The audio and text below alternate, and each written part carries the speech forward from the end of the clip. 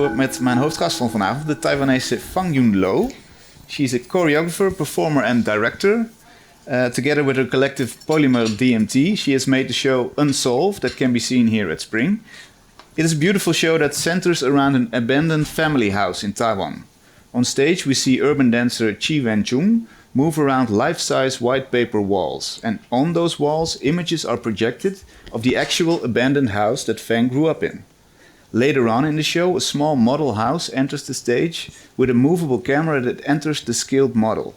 And the image from this camera is projected on the paper walls. It's very hard to explain, but it's all very sophisticated and poetic.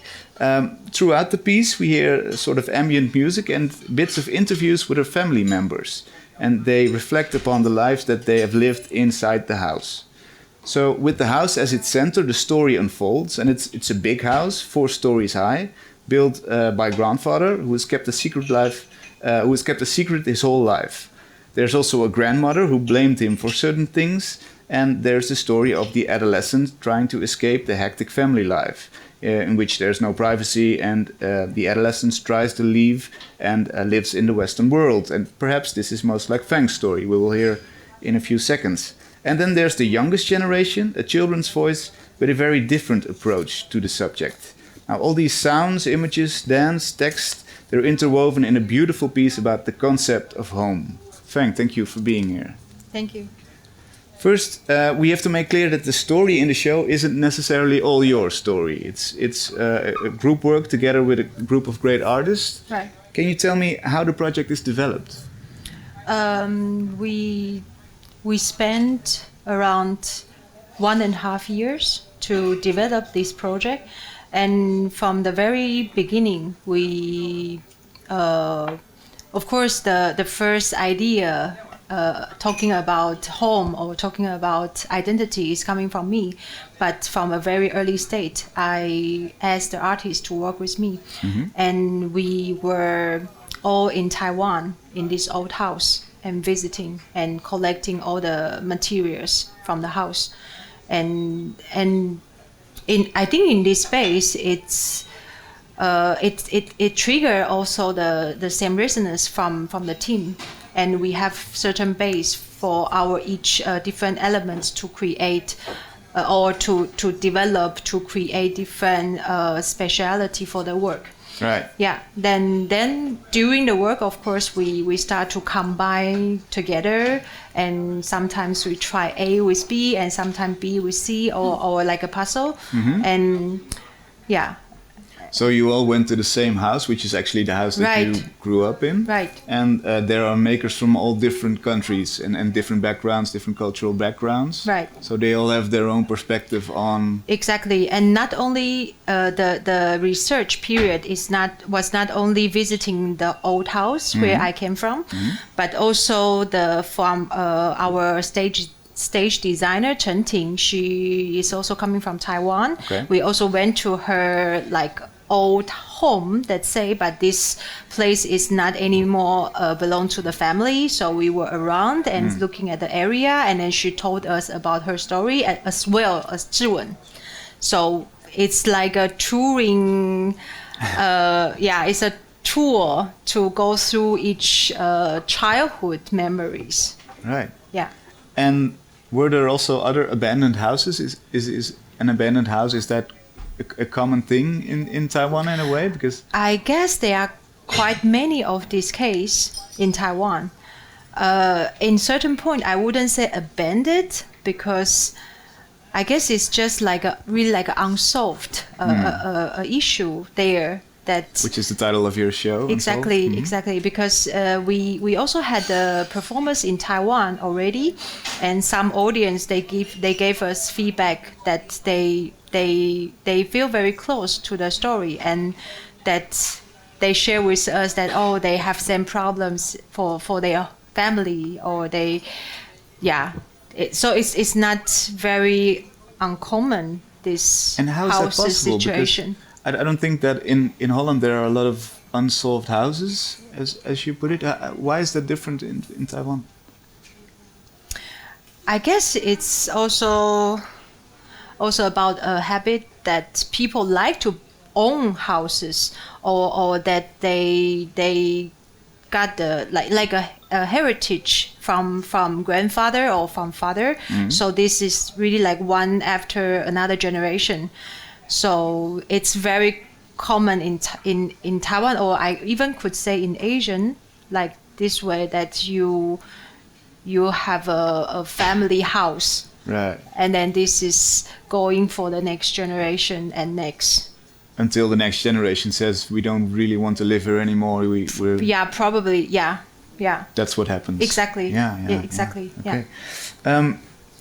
Even though I'm not from Taiwan, obviously, I have no experience, as I said, with such an unresolved family house. But it's still very. The show was very easy for me to get into, to tap into, and it feels more like a universal story. Right. Was that really what you wanted to achieve with the show? Oh, definitely. Yeah. Because of course the very beginning point we are discussing or talking about identity for this project, and we were thinking, what does it mean identity? It's so big, and where do we start? And so I've reflect to myself, like, okay, maybe we start from a very personal or like a single identity, where this identity growing or starting, and it's home, it's family. That's why we, for the whole project, we grab it back to where we come from and where we lived and families. And That's everyone's starting point. Exactly. Everyone starts in a family growing up. Right, and I guess this is of course this is very relevant to the same relevant level to experience for everyone, because we all have families, we grow up, and homes. Probably some people are having different homes, but I guess this is a very common experience. Yeah. Would you say that's also because of the fact that a lot of nationality makers worked on this, that you have different perspective? Because Yes. you have the Taiwanese makers and also from Germany, Switzerland? Or? Right. Yeah. Yes.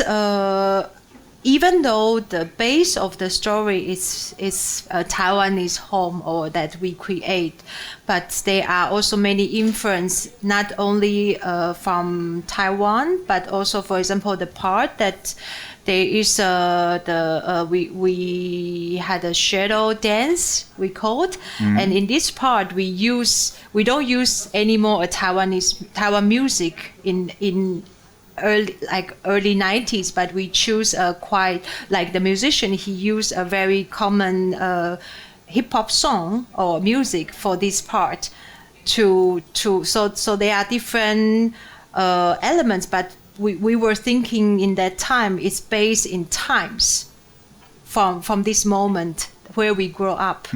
So it's around this late 80s and the 90s, and so there are quite some elements from the time. You all shared that time period growing up. Right. Okay. Yeah. It's your family house, as we said. We also hear your family members in the show. For example, we hear your father say, "I have no attachment to this house anymore because we left it, and we don't really deserve the connection anymore." And I thought that was an interesting statement. It seems to be sort of a mixture between regret and guilt, maybe, in a way. Would you agree? That those are the emotions that are into that statement? Yeah, the emotion is very complex in all the sound recording. When the team, because we interviewed my parents and my brother as a team, so not so private, but they share their experience or story with us, and it's interesting. I don't know. At that moment, I was very emotional to hear what my parents told me, because actually they never shared this with me. They never really share what is the, like, what do they think of the house, or even though they sometimes complain, oh, this is still there, maybe we should do something, or what should we do, but it's really not, it's never a very important topic for the family. Actually, we like people just try to hide it or try to not to touch it. Right. Yeah. So in the part, I guess my dad, he is just upset. He doesn't know what he can do, and he feels like no matter what he does, it's not valued for the other members, or yeah. Because they don't live in this house, right? No, nobody lives there. No, why not? I also don't know. I think this is I guess it's because the house itself, it contains too many things, too complex memories and relationship, and I guess people choose a easiest way, just leave it behind. So I guess once when they keep living there, they have to face these problems with each other, or with the relationship with brothers, siblings, like from my dad's generation, of course. And yeah, I guess because it's now a heritage for your father and maybe all his siblings, brothers and sisters, right? So they have to find a solution together to do something with this house. Right. And yeah, like I shared yesterday from the audience talk, a house, how to divide it, it's hard. Because because my father, he has 7 brothers and sisters, and so of course everybody has their own memories, experience in the house. So how to divide the house into 7? Yeah. How to cut it? You can chop how to share a room it. off, right? Right. And so I guess somehow it's also a way to. It's interesting. It's most of the people think, oh, how sad and pity that it's an empty house, nobody lives there. But in another point, it's also how the way this family deal with it, because they kept it like that, nobody touch it. It's like a museum.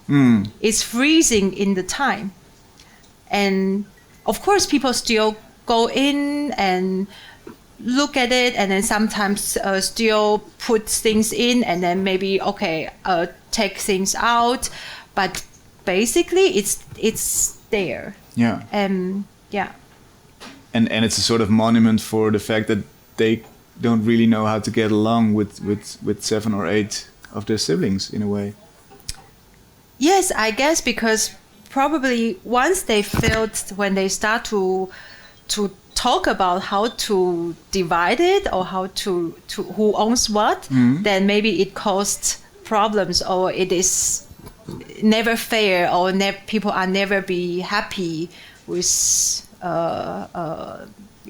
this kind of fairness, or or they just stand very different perspective to look how can be the future for the house. Yeah, I guess. So at one point there must be a solution, but that will be far off in the future, I guess. I guess. Yeah. And it's the same actually, like the situation for Taiwan, that this like non-solved or unsolved relationship. Of course, I say direct with China, and it's like this, that somehow we are blocked. There is no way we can really go further or backwards. It's there, and can you maybe explain shortly what that situation is, because I'm not sure everyone is aware of that.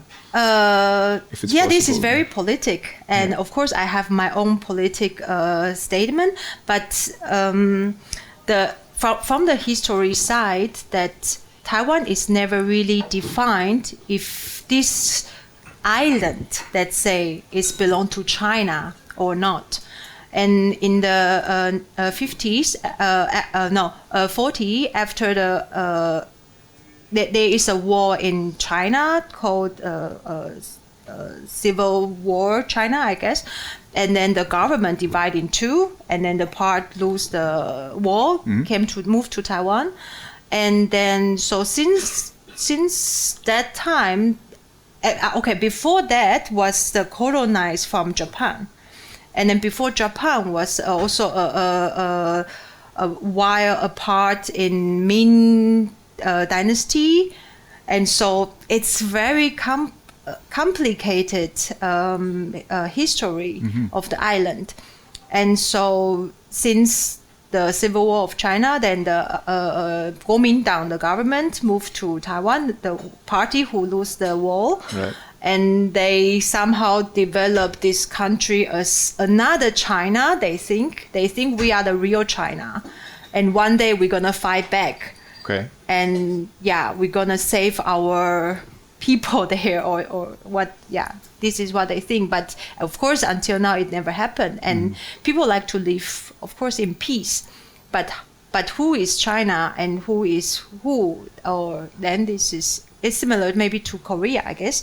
But And this is on a political base, the thing that's unsolved. Right. Because like me, or some of the Taiwanese people, that when you ask me where you from, of course I answer I'm coming from Taiwan. I don't answer I'm coming from China.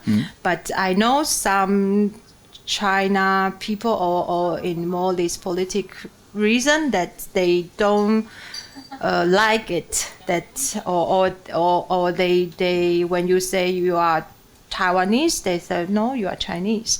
So this is all about this identity and who are you, and internationally how the people see you, and are you really can you really go for what you want, or even though thinking back to Taiwan, the country itself, that the people has different opinions, right? And so it's similar to this family. Everybody standing, not everybody, but people are almost dividing half or 1/3, that standing in really different view of what can be the future. Right. Yeah.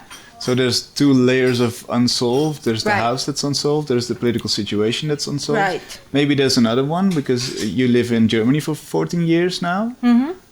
So there's a distance between you and your youth also, and that house that's central in this story now. Right. Has your relationship to that house changed since you've left there and lived in Germany?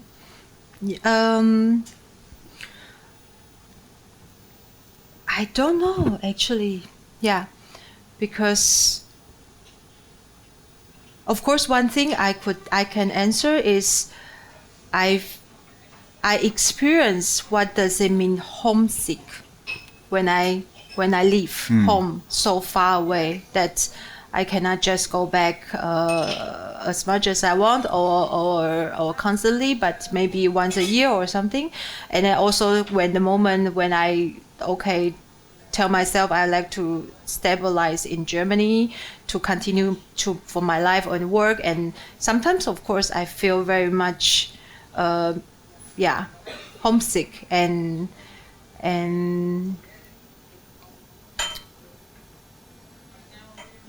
I don't know if this is because I cannot expect if I never leave. Right, you can compare those two lives. Right. Yeah. But it could also mean that you're more maybe more in an emotional way attached to the house than people who live next door, for example, for 14 years and have seen the house getting dusty and I don't know, becoming a mess. Maybe there's a difference there if you can compare it to family members, or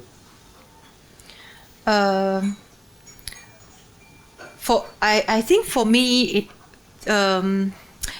when I see or doing this project, I feel like I'm really like a outside eye or outside person, that I'm not connected to the house so much anymore. But of course there is a part in me that is very connected. And I have to say for my family members, that because they live with it, so they they don't often recall to think about what is it. Right. And for me, because I'm not living so close, so I start to deal with it or reflect to that. Which is after the work, some of my family members, they came to see the show, and then they feel like, oh, actually we can do something, or we should do something. I don't know if this is, it's, yeah. Yeah, so maybe that can only be caused by the work of an outsider, or more or less an outsider. Yeah, possible. That you've you become. get some distance to look at it, Right. and to first clear out the emotional part, and to stay more neutral to look at it. Yeah. And then again, obviously, you're very involved in it because it's your roots also. Sure. What part of the voices that we hear in the show would be closest to your own narrative?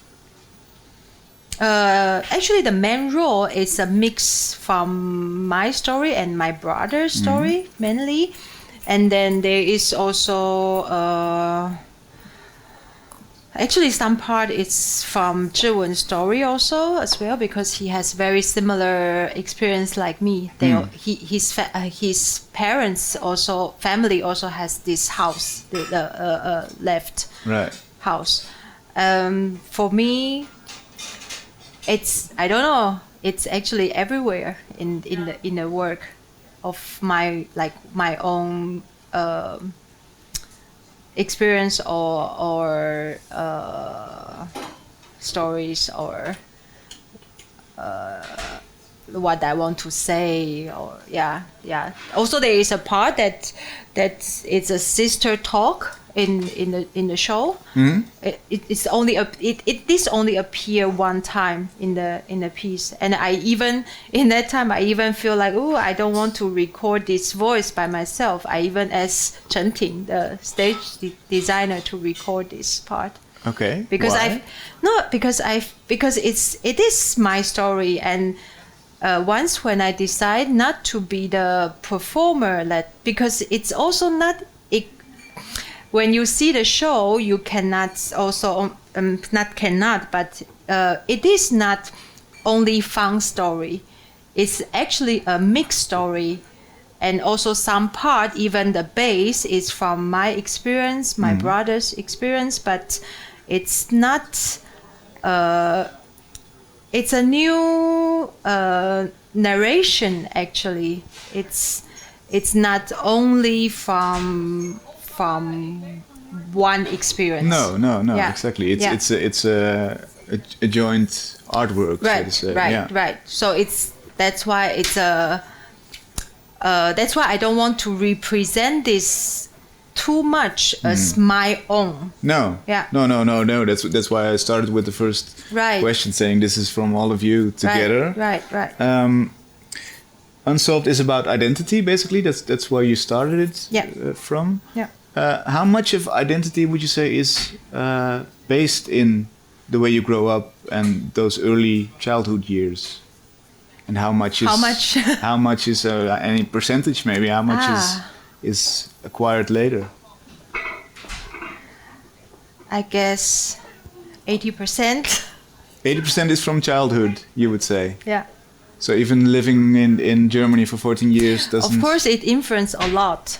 And also, but this, I guess, is also by the educations that from a different living, and but how I have to say how my personality or how this develop, it's really for me this influence a lot in childhood. Yeah, and I have often, when I dreamed about a home or a space, I often have the room or the space in the old house. Ah, really? I don't know. I guess people are different, but I'm very much relate to this building itself also. Yeah. Yeah. And what does that tell you? That you dream of that still, even after 20 years, maybe?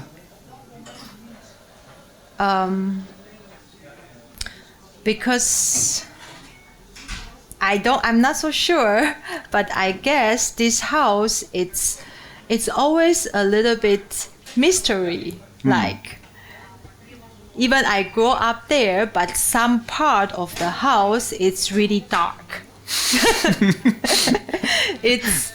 It's really like, okay, if today I have more power and encourage myself, maybe I can go to one spot of like the spot under the stairs, or like I go there to have a look, or I go there to find something. And it's because it's a big house, and so it's fun for kids, but sometimes it's also scary. It's pretty scary, yeah. So it hunts you at night. Yeah. Yeah. There's another beautiful quote in the piece with, I think, universal meaning. It says somewhere, "A family is like a sky full of stars. From a distance, they seem to be very close and similar, but if you come closer, you notice that they have light years of distance between them," which I thought is a very beautiful way to look at it, but also a bit sad, right? In a way. Where does this quote come from?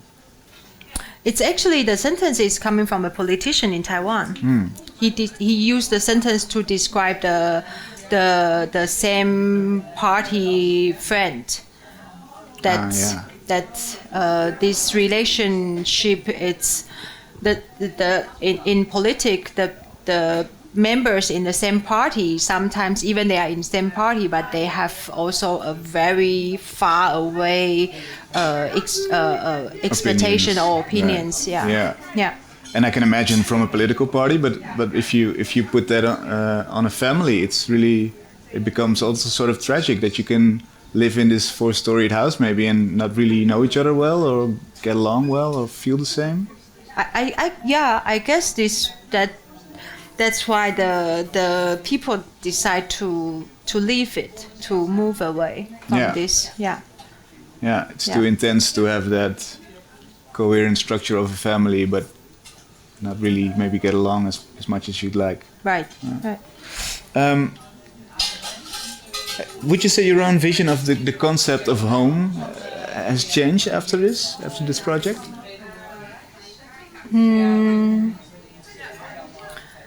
No, it didn't change after this project, but it gets even clearer, even stronger for me that how important for me the family member is, or how important they are for me. And I guess it's like I am still actually dealing with the past, my identity, like how I grew up, and then the identity of now, that I'm not living in my home country, and then I often travel, or I even like to build another family in another place. So I guess this is also like an adventure journey for me, that it's like this home that you are keep building it, a home what you have, or a family you had, and then you continue to build another one, and then a new one, and maybe some new member comes, and maybe one day, I don't know, I could become a grandma, and it's, I don't know what I'm also curious what will I think in that time. That what for example, okay, probably I forgot to ask my grandma what is home for her. And what I think is very interesting and very noticeable in the show is that history takes its own turn with every generation. So there's grandmother, there's grandparents who built the house, and then there's your father, and then there's you who just decided to leave, and then there's a younger generation that is very much embracing maybe and not dealing with all those problems. Would you say that time is a sort of heals wounds, or heals problems in a way? I'm not so sure if really time heals all the problems, but for sure the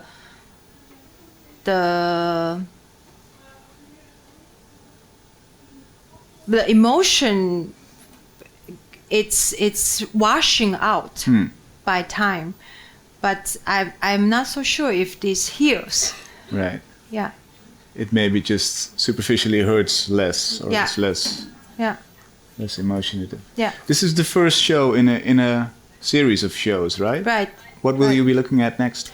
We are working on identity 2, let's say, and it's not anymore single identity. We are thinking about group identity, and we choose to work in Vietnamese immigration who lives in Germany and also who lives in Taiwan, and as well like a different generation of immigrant.